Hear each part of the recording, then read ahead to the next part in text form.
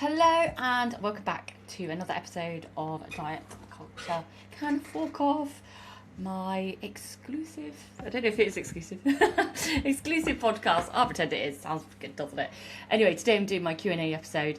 My Misfit group are now in their third week, just going into their fourth. And I'm going to do podcasts each week. Obviously, I do these each week with the questions that come up in the group. And I'll be covering as much as possible with the amazing questions. There's a lot of conversations in the group chat as well. And I'm going to pick out a couple each week or a few each week to cover on this podcast for my clients that are in the group, but as well for anyone else that's listening to get some tips and suggestions. This is the stuff that comes up, in real life when you're trying to unfuck your relationship with food and your body. So I'm going to dive straight into it. So first one that came up was about good snacks to take on the run. And this absolutely comes up a lot, so many times, because when you are struggling with running around, chaotic life, which a lot of my clients have, very busy, then you want to be able to just grab things that are on the go. You don't have to complicate it or think too much about it. Now, a lot of my clients, and I know a lot of you guys like variety. So one of my top suggestions is always doing like a bento box. Bento boxes can work really amazing if you're someone that doesn't really have a break either. Some people that I work with, they're going from client to client, or they don't have a job that's like you sit down and you actually have a lunch break. So bento boxes, I think, are fantastic. Also, if you like someone that's like different textures, different cravings, perfect for that. So think about like what you could put in them. So mini cheeses like Baby Bells, I always bang on about those, but the low fat ones, they're like 126 calories and 15 grams of protein. So 3 of those pretty much are going to sort you out. But obviously if you don't want to eat 3, this way you can mix and match things a bit. But yeah, also I always say be aware of those kind of high protein snacks as well, because yeah, they are expensive. And if you look at things, like sometimes they're like 5 grams of protein, whereas like you can get 3 Baby Bells, which is only 126 calories, because a lot of those protein bars are quite calorific as well, and they're a lot cheaper. So be very mindful when you're out and about looking at different labels around protein, and when they advertise that it's protein, it is a big marketing push, and actually it's to do with the percentages of the ingredients, and to be able to say it's high protein doesn't necessarily mean that it is. It's all to do with the percentage of the ingredients. And I've got I know with my one-to-one clients, I've got this whole module about how they label foods and talk about this in a bit more depth. Maybe I should do a podcast on it. Let me know if you want that. But always read the labels and get in a habit of reading the labels, especially when you're looking for things like this, like calories, like versus the protein, and the cost as well. Like, I am not that great at numbers or maths, but you can roughly work it out. You can roughly get your value, what you're getting in, and don't bother wasting your money on the marketing high protein stuff when it's just not like accessible. I would also suggest, like, with the ingredients you're having, upping the quantities of protein to help. Like, so example, if you're having some kind of protein source in your evening meal, and you've always had like a smaller amount, just up it a bit more. Especially with lean proteins, it's not going to add too much to your calorie intake. Anyway, that's a whole different conversation, so I've gone off on one. But yeah, the bento boxes are absolutely amazing to have. Now think about dried fruit. Only 30 grams of dried fruit is one of your 5 a day, as opposed to 80 grams of fresh fruit and veg. So raisins, amazing. They can fit in a little box. 30 grams of those, that's one of your 5 a day. You can put in like little mini crackers with maybe some like ham or other cooked meat, or like I said, the mini cheeses, maybe it's bits of tofu, whatever you like little picky bits that you can pick out. Grapes, obviously I've mentioned raisins, but grapes is another great one that you can put in there. The mini cheeses, the maybe it's anything else that has that, like, you can get those like little mini rice crackers that are like sweet chili flavour. I haven't had those for ages, but I love those. Things like that. Mixture of textures, mixture of things that you love. So you can do a bit of a mix and match box, especially that's great for a long journey as well, by the way, if you've got like a bit of a long journey, putting that together. But they're the snacks that I would do on the run. So you can pick at it, you're not thinking about it too much, and it's quite fun. And if you've got kids, another great way to do that, yeah, bento boxes, they're fun, they're exciting. You know, you can even put like a bit of peanut butter with apple slices and things like that. So hopefully that's given you a few ideas. So another one came up about tracking and how like accurate you need to be around tracking. Now, I always say I don't want to fall into obsessive behaviours or being like, you don't want to be thinking about tracking every single little morsel or weighing every single little bit of your food every single day, especially when people are cooking for you and stuff. So it's guess when it comes to tracking, it's more about creating an awareness, and that's how I view it. It's an awareness of what you're consuming on a day-to-day. A lot of people, if they've not done this before, they struggle with portion control, struggle with like actually how much protein is in something, for example, how much fibre is in something, like how much fruit and veg they should be eating. So being able to track it and seeing like what you're having on a daily, weekly basis just gives you a better idea of how to make sure that you are getting in the nutrients that you need.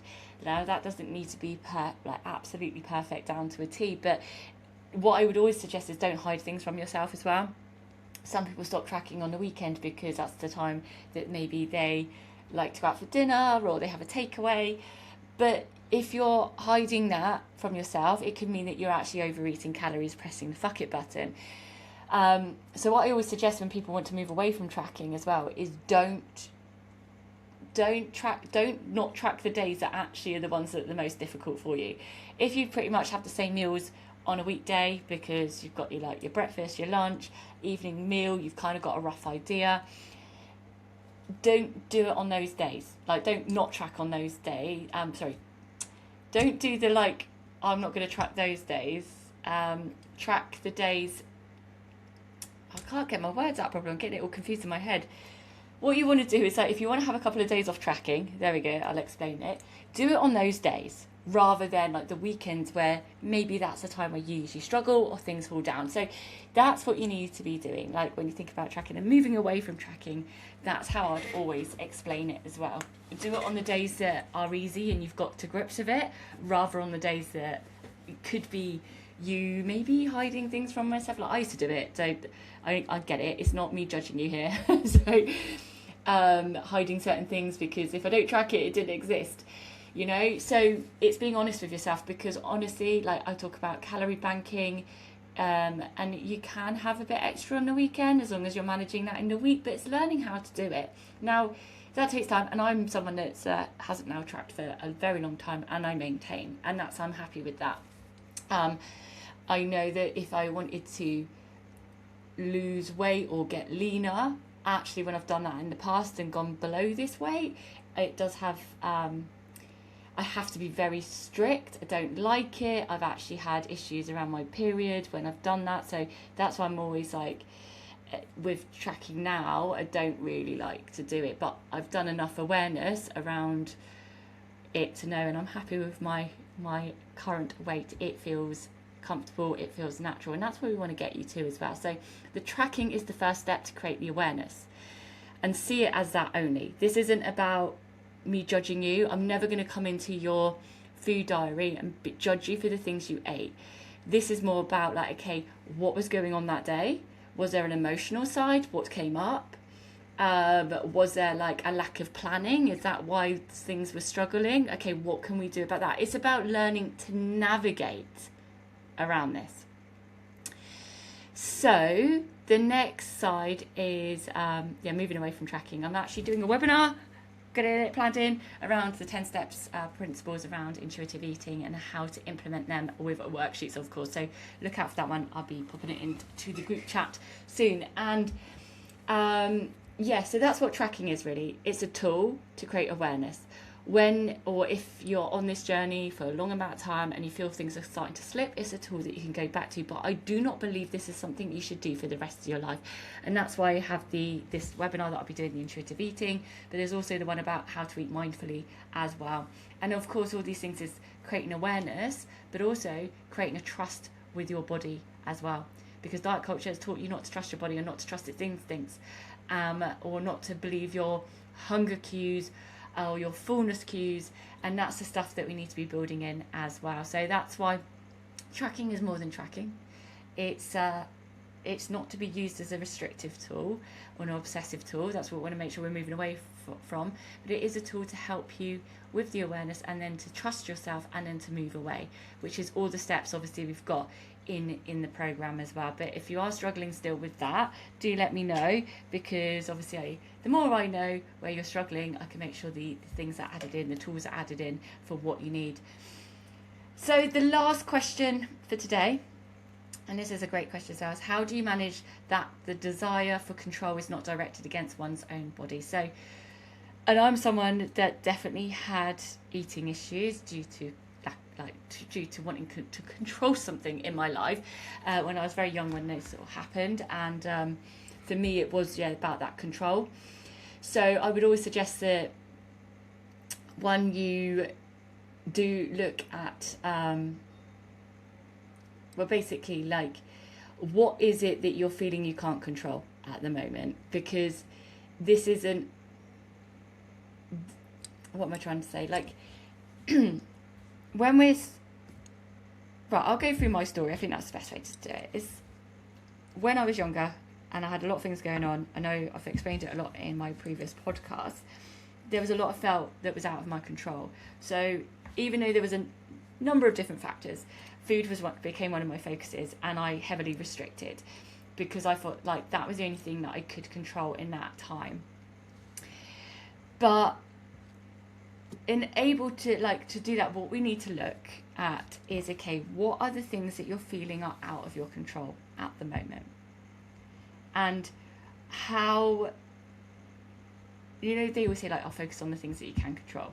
Yes, there is that, but it can be hard to let go of the things that you are trying to control or feeling that are out of your control. But we need to look at the emotional side of that and how that is impacting you.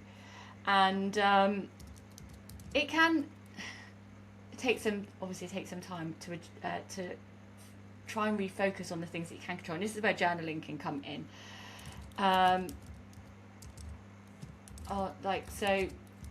Journaling, sorry, I'm trying to think of like journaling props.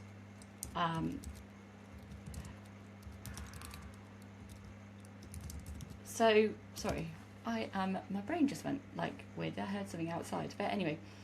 So, one thing I do say to my clients as well, to you guys, is if it's to do with other people, one thing we need to let go of is that we can never control other people's actions and other people's behaviours. But what we can do to certain situations, we can control how we respond to them. Okay, so that's about how you can take back control over these things. Okay, so what you can do right now, okay, you can, and like I said about the journaling steps here, is map out your actions. Okay, so what are the steps that you can take right now? So thinking about the things that you can control, think about that's not directed at your body, okay, and not directed around food. What are the steps that you can take right now? Okay, and how you, and then like choose how to react to that problem instead of the problem itself. Like I just mentioned, you can't choose how other people are going to behave. You can't control other people's situations or responses, but you can control your own. So how do you want to react to that problem instead of thinking about the problem itself? Where are your boundaries? Okay, what do you allow into your space? Okay, now obviously with one-to-one clients, which I know this question came from a one-to-one client, we've got the how to set boundaries and how to communicate them all in the hub. So I would 100% have a think about like, where are your boundaries around these things that you're feeling that aren't in your control. So other people, like, we need to think about like what we can't control. Like I mentioned, other people, their thoughts, their feelings, their choices. We can't control past events or what's already happened or what can't be undone. What we can do is focus on future, and that unfolds over time. Like we can't, but even then, like we can't control exactly what's going to happen in the future. So what we need to do is focus more on the present. So first, like, you know, I say like check in with your body and do that little mini check-in. Like, think about what you notice when you feel worried, like when when you know, I can't speak, sorry, my brain just went blah blah blah blah blah. Happens every now and again. There's a bit of brain fog going on. So notice when you feel worried or stressed. I know the stress is the main concern, and think about, is this mine to fix? Is this problem actually mine to fix? I am a problem solver, so sometimes I know I take on other people's concerns, other people's problems, when are not actually mine to do. So think about, like, what is actually yours to fix. Then pick one tiny action or something small to do that's actually inside of your power zone, your control. And biggest thing is to take a breath and pause, like slow down. When you feel the urge to like try and problem solve, focus on the outcome, take a deep breath, take a moment and think about these things that I have just said. Like, am I trying to fix a problem, or am I taking a step back and looking at like how I respond to this problem, how I respond to this control. Okay, so that's the biggest takeaway from this, really. It's about focusing on how you choose to respond to a certain situation, rather than trying to be in your control and fixing it. Taking a breath, taking a pause to allow yourself that moment to think about that. But I hope that helps. I feel like I rambled a bit then, but I felt like there was a lot to get out and a lot to like understand. Like, it's just something I did struggle with myself, obviously, and that's why I have my past. But now, and I do find, obviously, there will be days where it's a bit of a struggle, and you go with like I have a big response thing where I'm like, immediately when something happens, I think it's my thing to fix, it's my things to control. I've upset with someone, or I'm now angry because they were angry at me, whatever it may be. But then I now like learned that I just need to pause, and it might not happen straight away, and that's okay.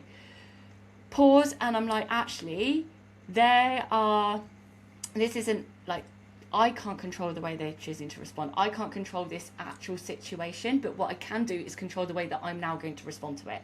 And when you can do it from that place, it becomes a lot calmer, and you're doing it from a better place. And then hopefully with that, you're going to have that less response to food, or less response to trying to do it with your body. I hope that helps. Of course, this is stuff I love to dive in deep with my one-to-one clients, but also in the we've got this, I said, the Misfit group coaching. The next round will be in September. Trying to decide on a date right now, trying to work out one would be the best. But if you want to join the waitlist, it is up right now. The link is below this podcast in the show notes. Also, I'll drop in the link for my one-to-one coaching as well, because I have got a few spots open for the takings in summer. 3 spots only. So if you want one, get on it. Speak to you soon.